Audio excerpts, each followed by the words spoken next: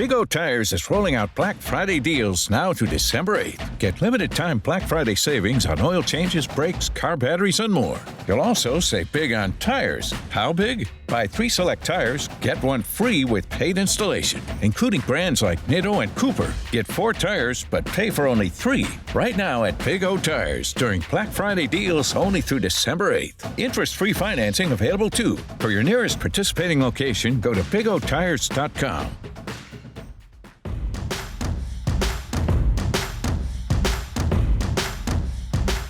Well, the Chiefs played a home game on Sunday and didn't lose.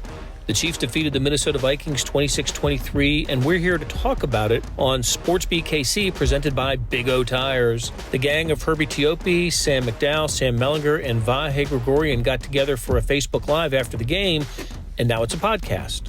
We cover the improved defense, breaking the 3-game home losing streak, Matt Moore's second start, Damien Williams' 91-yard touchdown run, Tyreek Hill's overall terrific game, and much more. You can read our stories about the game from the show notes links, also on kansascity.com, the Red Zone Extra app, and my favorite place to read sports, the newspaper.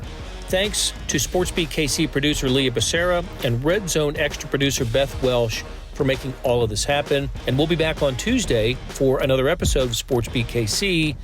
Thanks for listening. Welcome to Red Zone Extra Facebook Live, and we are glad to see you, if for no other reason, to get Herbie Teope to stop talking about karaoke. You are going to stop talking about karaoke, aren't you? I can't promise I'm not going to stop singing.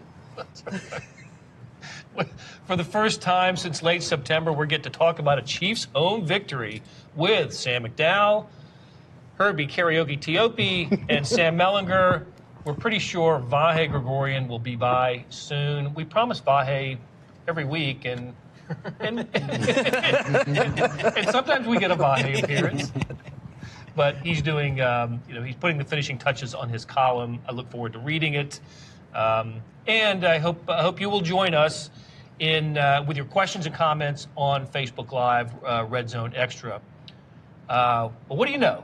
Chiefs won a home game today. Maybe it took the changing of the clock, the fall back. It's dark outside here at 6 o'clock. Maybe it took that for the Chiefs to get it done today. Herbie, lead us off. What what was the headline of this game and first few paragraphs for this game story that once again you had to write not knowing who was going to win in the final moments? 2 or 3 rough draft leads, but you know what? I think this game here really says a lot about the character of the Chiefs.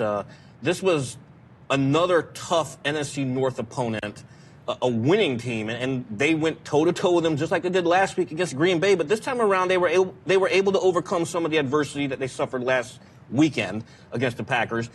The Mecole Hardman fumble didn't cost them. Harrison Butker came up huge down the stretch there. And the defense, my goodness, the defense really stood up and took the best shot that Dalvin Cook, one of the league's top running backs, they took the best shot and they punched him right back in the mouth. And I thought that was very impressive. There are a lot of storylines in this game, and I know like Sam wrote about it. That's where Vahe is right now, we think, writing about this. I know you wrote about the kicker, Harrison Butker.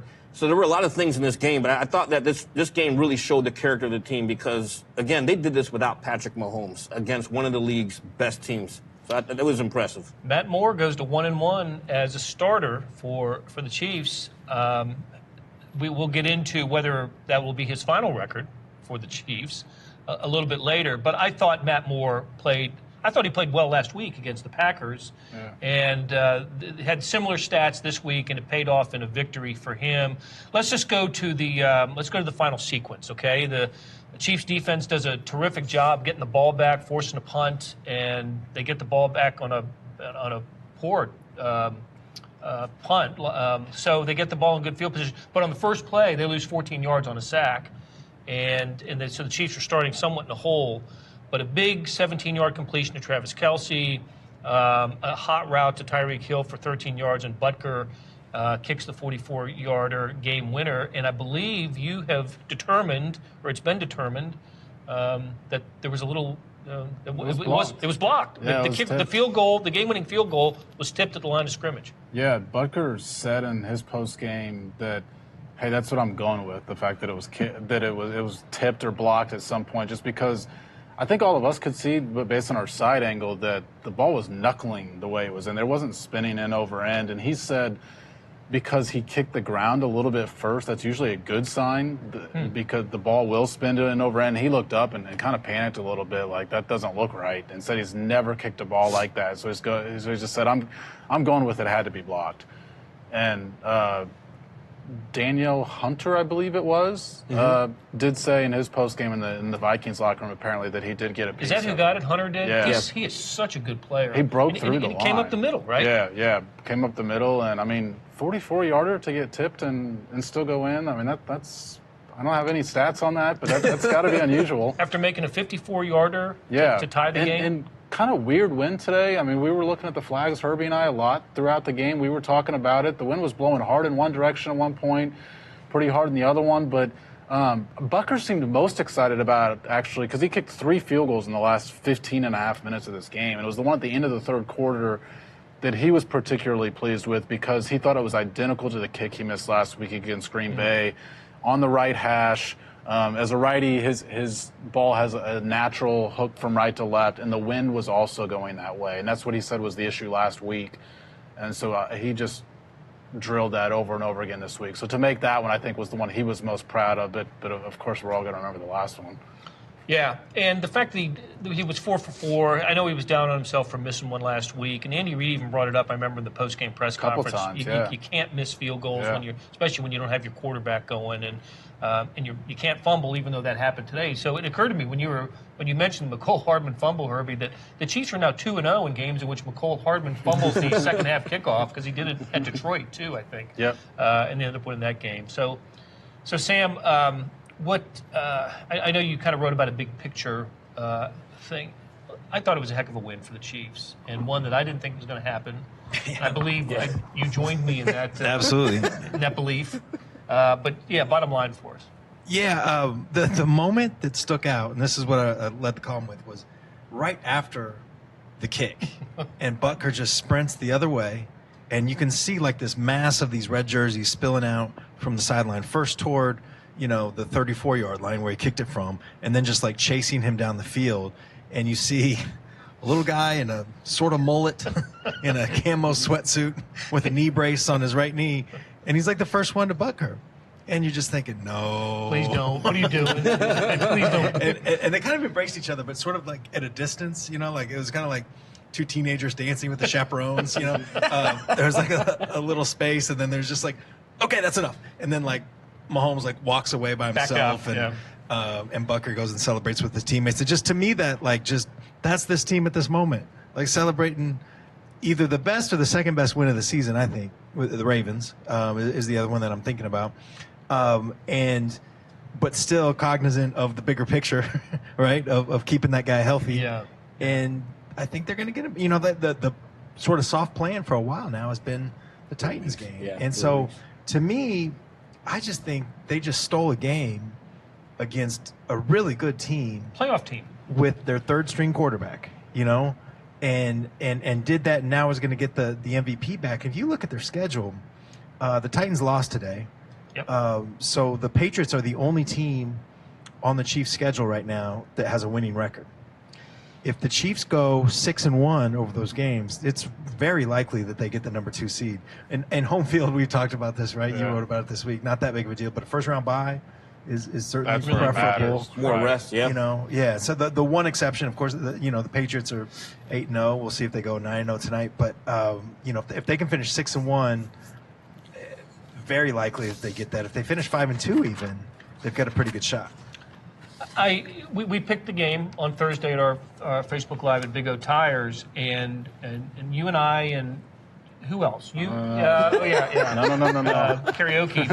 We all. But I wasn't. We were wrong. We were wrong. But it wasn't. We left. It was a split decision, right? I mean, we left open the possibility. But I'm with you, Sam. This is. this is an impressive win over a team I think is good enough to be in the playoffs. We'll see if they're there. Yeah, NFC's really tough. I mean, it's a tough business. You can be 10-6 and not get in the playoffs in the NFC this year. And totally, like, in any way, anyhow that you can beat a team as good as the Vikings is going to be a really good day. But again, to do it with a third-string quarterback, but also, Dalvin Cook had been like ripping apart the league, and he goes for 71 yards on 21 carries. I mean, that's 3.7, 3.8, something like that per carry for a run defense that has been justifiably crushed for about 3 years now. A group of linebackers that were just slaughtered over the past week or two, and they showed up really well. I mean, those sorts of look like the defense isn't great, but it's a clear upward trend line. It is, and they're improving in clear ways each week. Chris Jones made a big difference today too. He did. Yep, and lined him up on the outside. Yeah. As his former position. He wasn't in the middle. Although I think in the second half we saw him in the middle more. But at the beginning of the game, it was he, Agba, and Passanio were that was the rotation at defensive end. So, how about what do you think of this idea that the Chiefs? They lost a one-score game last week. They win a one-score game this week. I think Matt Moore's comfort level grew this week. We could tell from the touchdown pass to Tyreek Hill that he said last week that he underestimated Tyreek Hill's speed. This week he didn't. He laid it out there for him. Tyreek Hill makes a fantastic catch and scores.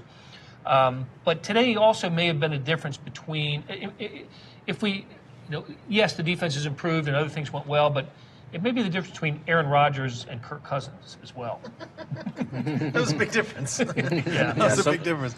I mean, that's not new, right? But that was not even the good Kirk Cousins. The image that's going to stick is third and whatever, and he scrambles. He's got a lot of space, and he slides perfectly a yard and a half short of the sticks. Like 3 yards shy. I mean, that's an unforced error. And he was, I think, 19 of 38. I think that's right. Just inaccurate at other times. And I think the Chiefs, give Steve Spagnuolo credit. We've been saying that a little bit more often over the last month, right? I think they confuse the Vikings. I think they, were flipping coverages and we're in zone when Cousins was expecting man and vice versa. And also just up front, I think the Vikings, I don't watch them obviously like every week, but sure seems like the kind of team that they get Dalvin Cook going and then everything else opens up. And the Chiefs never allowed that to happen. Derek Nottie was a beast, right?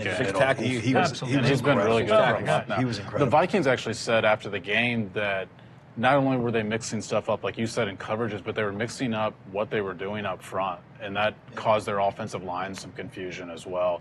And I think what they were referring to is there were a few times where the linebackers were lined up on the line of scrimmage, and then they backed up. It was difficult to tell who was coming and who wasn't. Even on running downs. I mean, you see that a lot on third and longs, but even on running downs. And I thought it just confused the linemen about who to block tonight. We had a comment. No new injuries today, which is huge. Well, that's a first, I think, for. There's always one or two guys that that don't finish the game and are out.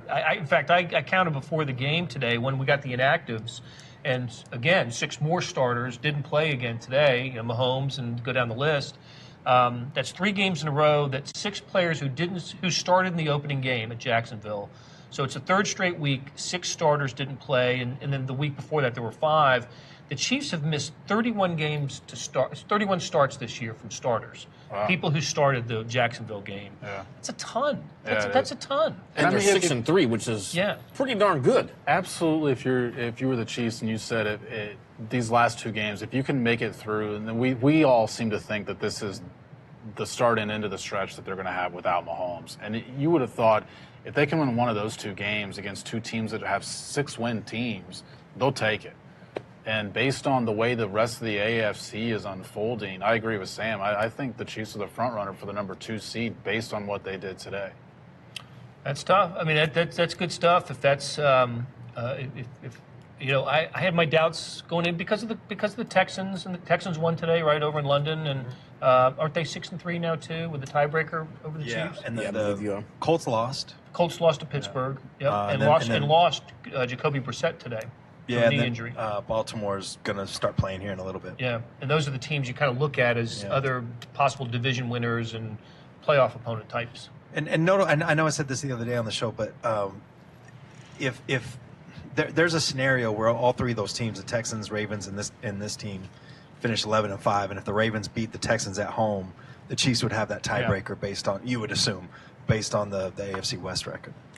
You know, we spent a lot of time on Thursday talking about what's wrong with Arrowhead, and you wrote about it, Sam, for today's paper. Where's the Arrowhead magic? I thought today was even more of a visitors, stadium than last week with the Packers, with the amount of purple we saw in here. I thought your analogy was the best. That it looked like a K-State Nebraska game here. Yeah, on a neutral field. K-State Nebraska bowl game. Yeah.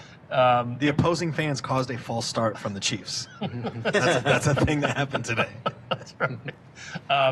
That was. I don't think I've seen as many when the Steelers are here. They bring a ton of people, and Packers obviously. Packers had a bunch last week. I have never seen more visiting fans in the stadium than I saw today. Today was something different. I mean, before the game, it was more Vikings fans in here, and then of course the Chiefs fans are the tailgaters. The tailgaters. They know kind of when to hit the gates. So, it was close to 50-50. And I know we see the visiting side, so people like to get behind their team's bench. So we probably saw the heaviest percentage of Vikings fans. We can't see the lower level down here behind the Chiefs bench, but in the part we saw, it seemed pretty close to a split. I think, not Vahe. Blair brought up a good point, though, before the game. Minneapolis is only 6 hours away, so you can get here. You can get here. You can get here. All right, so I've been stalling, waiting for Vahe to get here to talk about Tyreek Hill. Nope.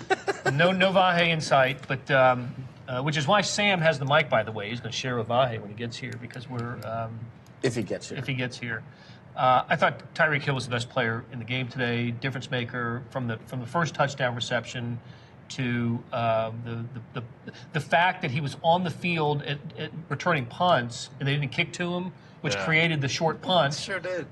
I mean, he is the ultimate difference-making player, isn't he?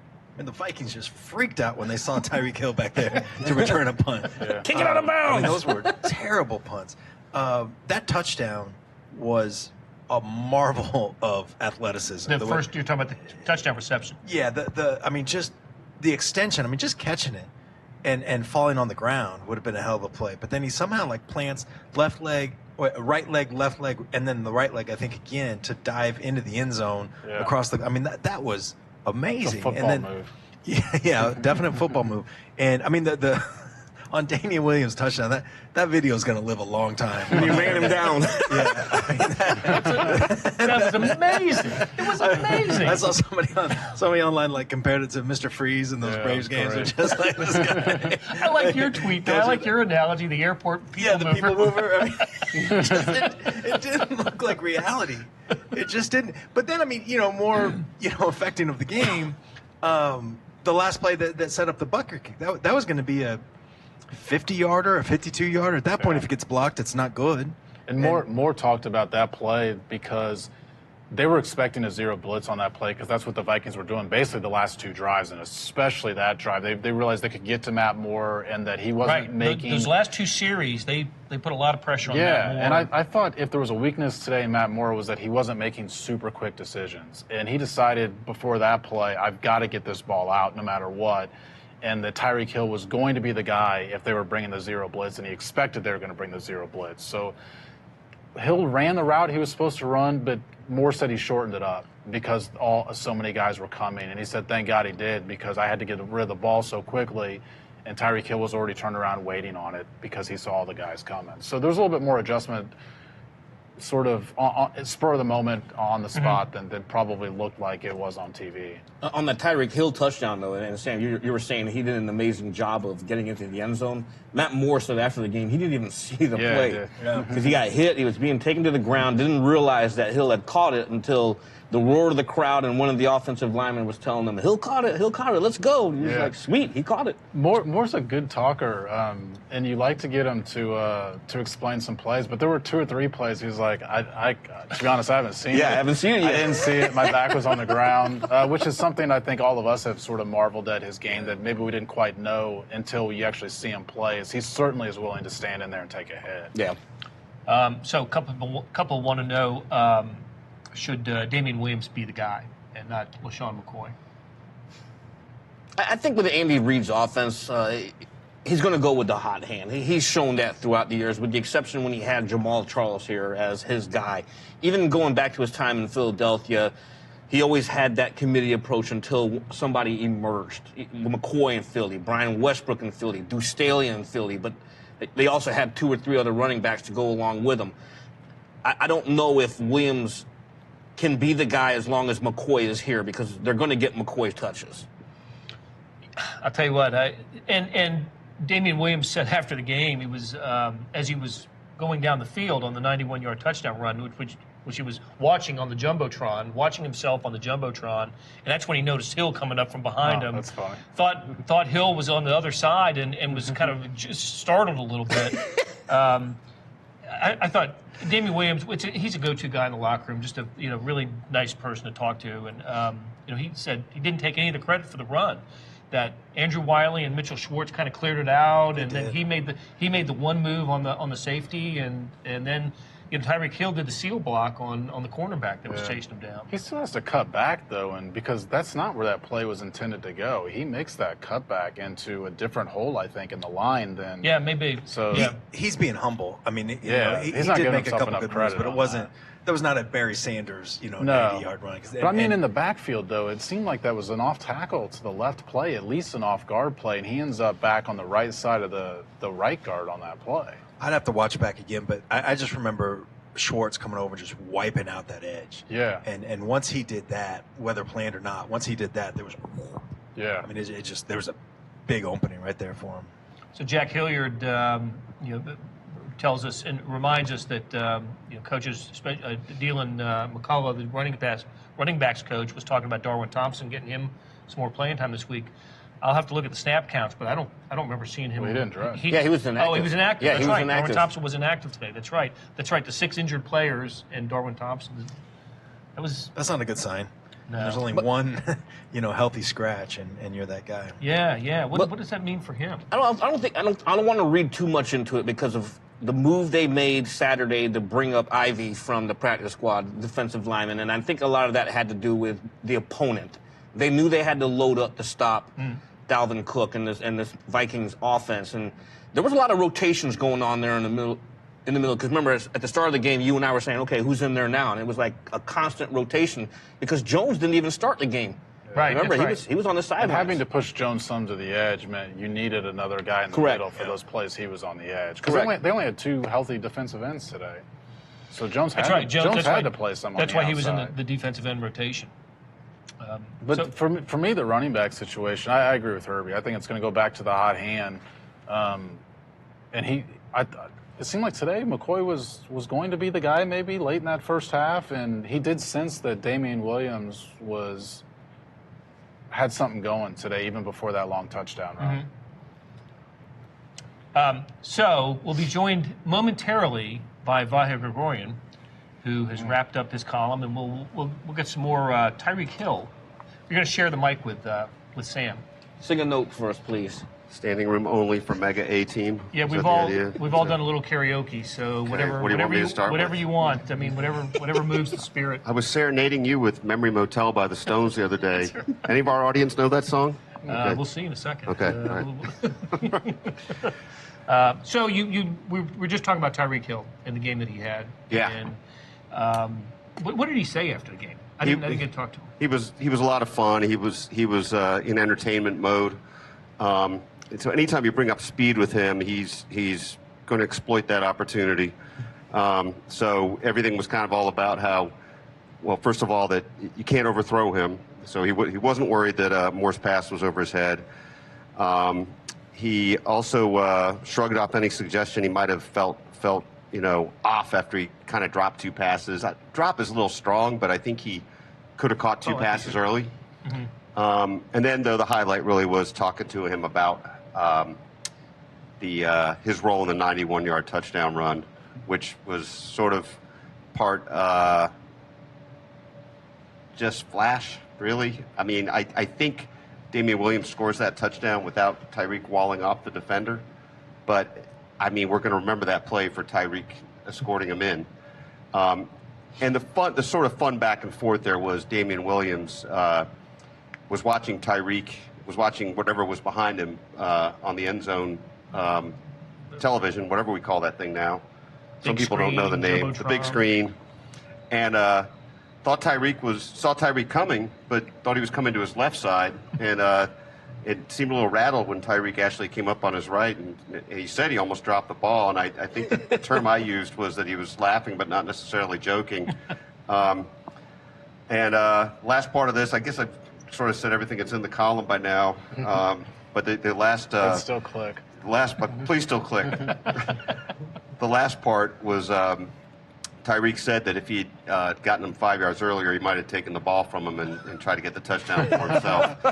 So, but I took this as sort of a indicative of a good vibe in the clubhouse, as they say, and after a much-needed win that I'm sure you guys have already gotten into that point.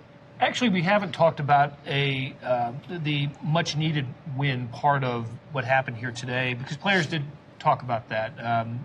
Damien Williams spoke to that. You and I heard that. I talked to Andrew Wiley after the game, and yeah, there was. I got a sense that there was more than the usual amount of celebrating in the locker room after the game for this one. You know, we can't hear. We stand outside the locker room for about 10 minutes after the players go in, before the media is allowed in, and you can't hear what's going on in there. But I can imagine, but we'll see it at some point, right? Because the Chiefs cameras are in there, and I'm sure there'll be some sort of celebrating video that they'll be posted online. So, no, I just got a sense that there was maybe some relief in winning this game today, a sense of relief. Can you imagine losing 4 straight home games with a team that you think is a playoff? Playoff teams don't lose 4 home games in a row. I mean, I don't care who the opposition is. So, yeah, there's some circumstances here. The injuries are one thing. Matt Moore having to start a couple games, that's an issue. But I think it would have been. I don't know what the mood would have been if they'd lost this game. I think it was one thing to lose. It was one thing to lose to Aaron Rodgers and the Packers, right? Right. I think it would have been tough to accept the loss today, even though, like I said, the majority of us picked the Vikings to win this game. Except for 2 of us, huh? Look, I don't know how you define a must-win. I don't think it was this, but I think it's a little bit of a reset, right? I think, and that's a pretty salty Vikings team. I mean, that's like you said, Blair. I mean, it was not a win that was assumed, and they were favored. With right? so many guys still hurt. Vikings ended up 3.5. Yeah. With so many guys still hurt, including Patrick. I think this is a real shot in the arm. I still feel like, and I agree with you, Blair, that was the mood in the locker room, but to me it felt like a bigger win than it would have been a bad loss today. I just didn't think the loss would have been something that spiraled the season down. They knew they had somebody coming back that could sort of offer that reset button that you mentioned. So I didn't view today as a must-win. I think it's kind of a bonus that they won today, because you're looking at winning the division, I think, regardless of what happens today. They're the favorite to win the division. And now that 2 seed is back in play. And like Sam said earlier, not for the home field advantage, but for getting an automatic win in the first round. All right, do we assume Patrick Mahomes returns next week?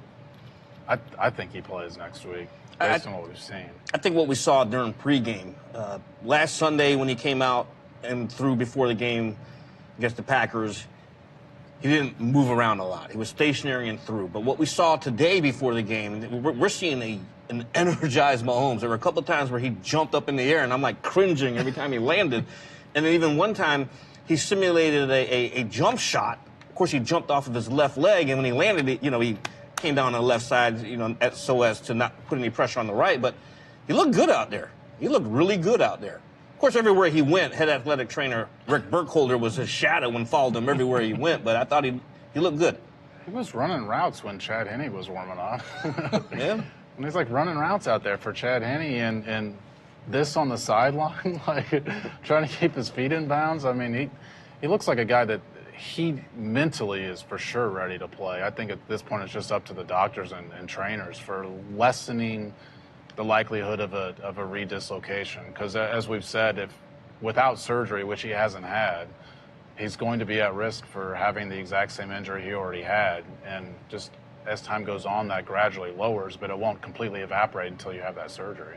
Well, and as much as I think Matt Moore carried on admirably in the 2 starts that we've seen, But they're still not the same. he's immobile, and I just mean in that way. I think he showed a good arm. How are we? Is it fair to say he's been Alex Smithy in these last couple of games? Again, yeah. Yeah, that's what he is, right? I mean, that's game manager. There were a couple of plays early in the game where you and I said to each other, "That's an Alex Smith play," because it looked just like the Chiefs under Alex Smith. Yeah.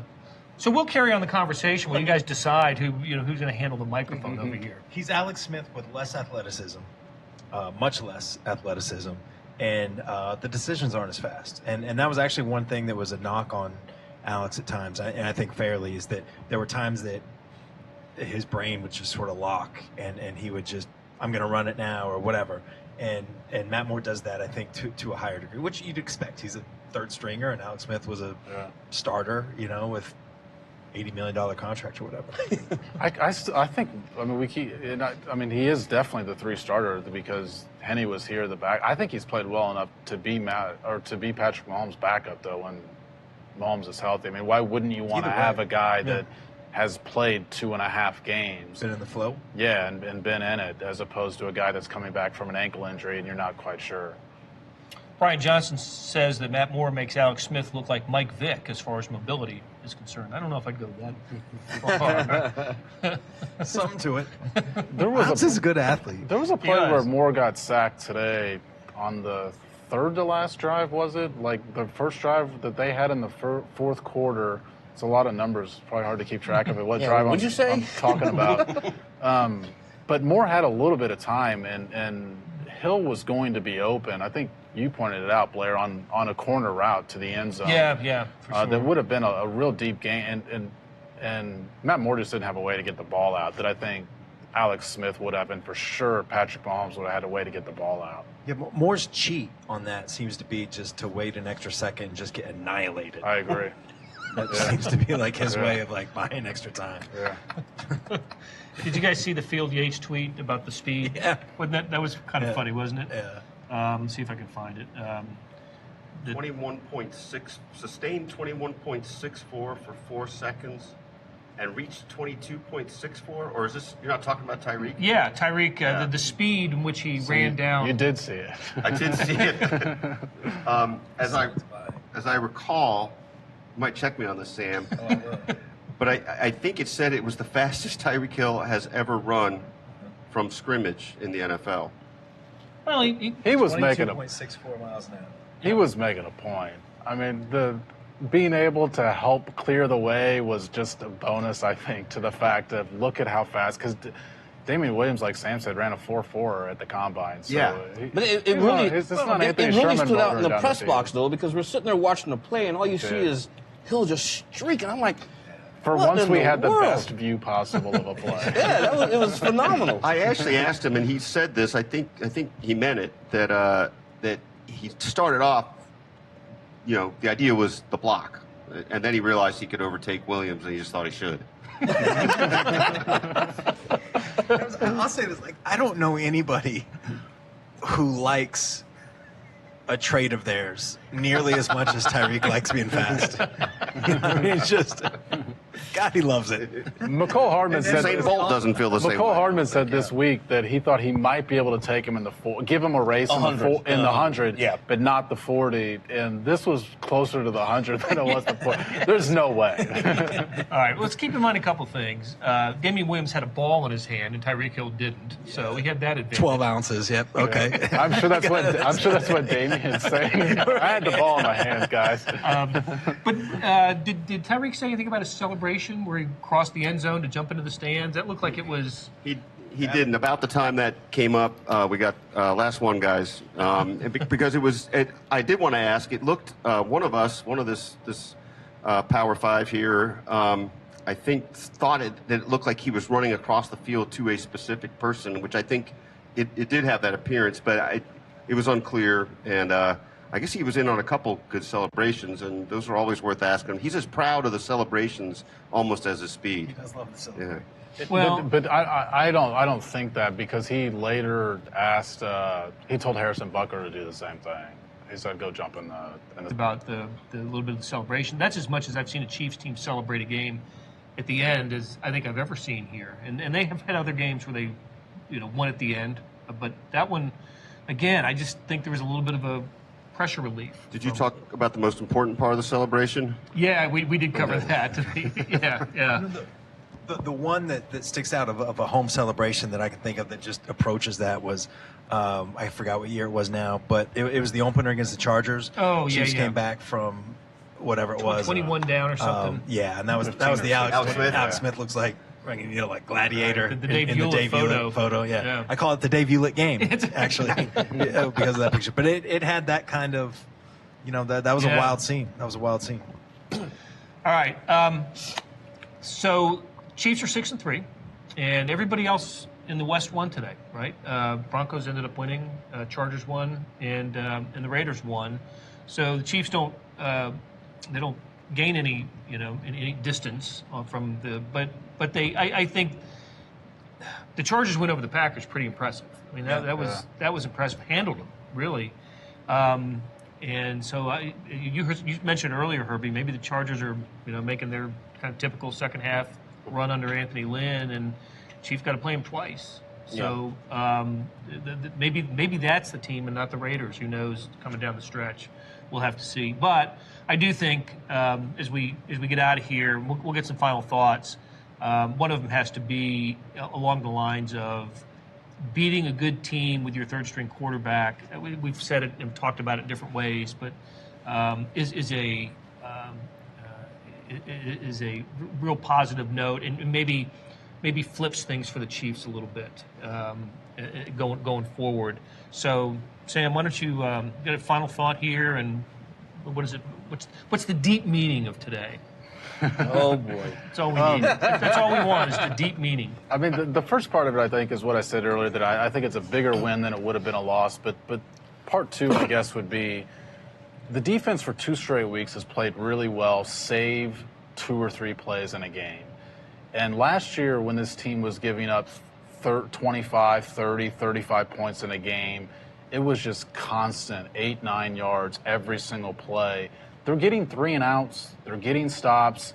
And you go back and after a game, you say, if not for leaving this guy completely unguarded in the flat, if not for having 10 guys on defense on one play, you're talking about the defense having a great day. There was some similar stuff last week with Aaron Jones just running through a couple linebackers that they played really well outside of those couple plays. So I think the defense is going to be better than maybe we even thought, because we didn't have high expectations based on the first 5 or 6 weeks, and they're showing some signs that I think they could be an asset over the last half of the season. Okay, I agree.